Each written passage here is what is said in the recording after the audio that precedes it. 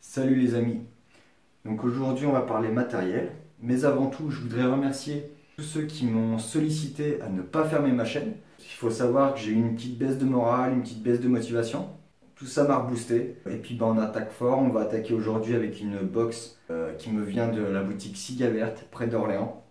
Donc j'ai nommé la box Moxie de chez Avail Vapor, donc une box US. Donc on va voir tout de suite en gros plan et quel est tout son contenu. Donc tout de suite en gros plan.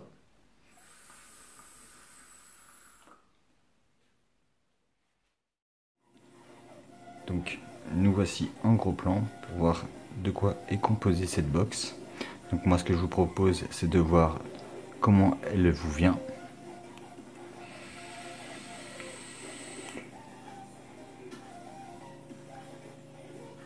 Donc elle vous vient comme ceci. Donc dans une bonne boîte bien quali. Donc aimantée.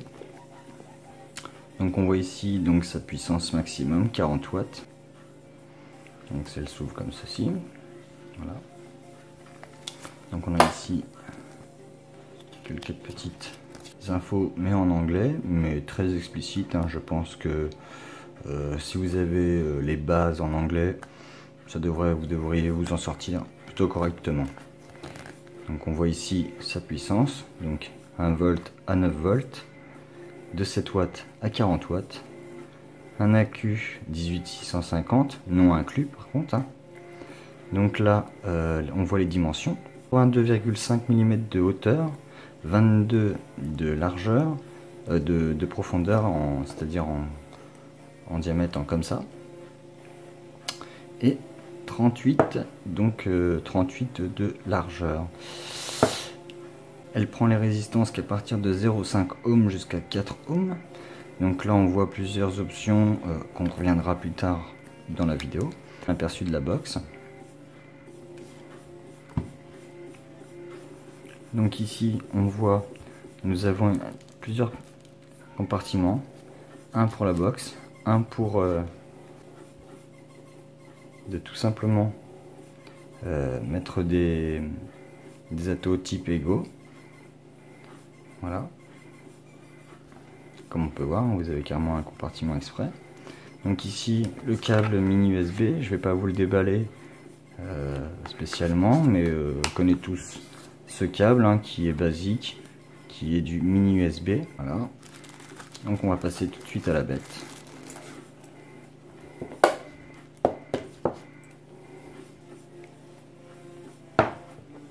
Donc la voici. Donc je vous laisse en faire le tour.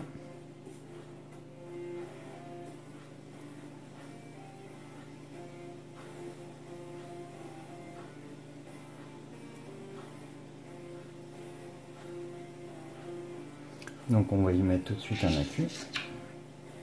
Donc vous allez venir insérer votre pièce ici et vice versa. Donc on peut s'apercevoir que quand on vient démonter cette pièce, on a une petite tige filetée ici, émoltée, qui va vous permettre le réglage pour votre accu, pour ici en fait, tout simplement, pour faire la connexion. Donc on va y mettre l'accu. Donc pour ce faire, comme ceci. Et vous voyez, ça y va tout seul. Et donc là, on vient mettre la pièce. Et voilà, on voit Avail.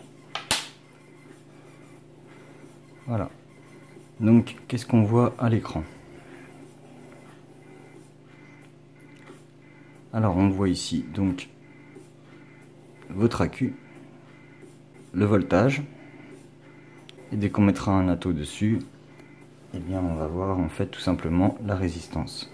Donc comme je vous ai dit, on a un mini USB ici, une petite LED en fait rouge qui va s'allumer lors de la charge et qui va s'éteindre lorsqu'elle est chargée.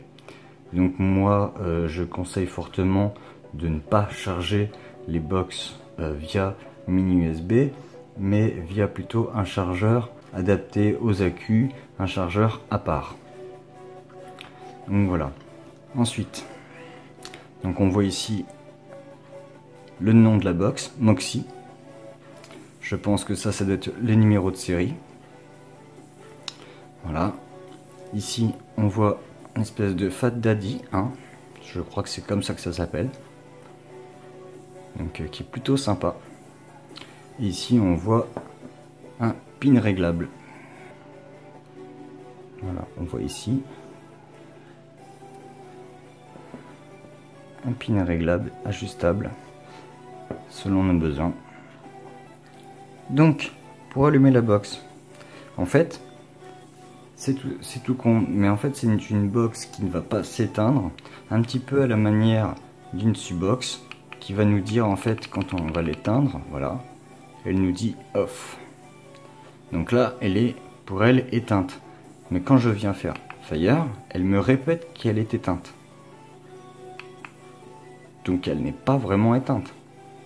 On est bien d'accord. Donc là, eh bien ça fait pareil pour celle-ci. Ça me dit locked. Voilà. Et si je fais donc 1, 2, 3, 4, 5, voilà. La box démarre. Voilà. Et là on accède au menu. Donc ici le moins. Donc si je reste appuyé, ça défile ultra vite. Si je reste appuyé quelques secondes, ça va défiler tout seul. Jusqu'à ce que j'appuie sur le plus pour que ça se bloque. Voilà. Donc si je laisse défiler et que je reste appuyé, vous allez voir, ça défile très très vite. Donc on part de 2 watts. On peut pas aller en dessous. En même temps, on va pas à 2 watts, faut en vouloir. Et voilà. Et on monte très très vite à nos 40 watts. Si je puis 1 par 1, c'est de 0,1. Voilà. Et bien c'est pas plus compliqué que ça. Voilà, c'est voilà, les seules options qu'il y a sur cette box, c'est ça. Donc on va y mettre tout de suite un atto. Donc là pour le coup je lui ai mis un vertex qui me vient également de Silla Verte, avec un drip tip qui se marie très très bien avec la box, étant donné qu'ils sont tous les deux en espèce de fibre de carbone. Le rappel du look des deux est plutôt sympa. Franchement, j'ai été surpris par cette petite box. Déjà dû par sa taille. Point de vue taille, on n'est pas loin, hein. On est vraiment kiff kiff quoi. On est légèrement plus lourde sur celle-ci que sur celle-ci, malgré que quand on l'a en main, elle est très légère. Elle paraît très légère, mais j'ai envie de vous dire, le Subox, la K-Box Mini, c'est pareil. Elle a tendance à être impression de légèreté, et en fin de compte, non. Donc, hop, un petit taf.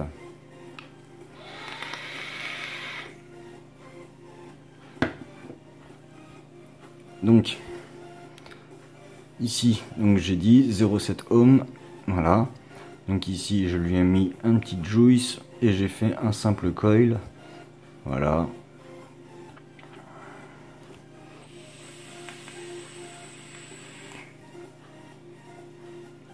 Une très belle vape. Donc, nous voici en plan large. Donc, vous avez pu voir de quoi était composée cette box. Et vous avez pu voir qu'elle est très très simple d'utilisation. Donc, je n'irai pas à dire que c'est une box pour les débutants, loin de là. 40 watts, c'est pas donné à tout le monde. Il faut pas mettre ça entre les mains de tout le monde. Point de vue ergonomie, alors moi je trouve que on est très bien. Quelques petits défauts, je dirais quelques petits défauts au niveau de la prise en main, si on la prend comme ça. Si on la prend comme ça, ici c'est très très bien. Au point de vue des arêtes ici, au bout d'un moment en fait, vous allez avoir mal ici.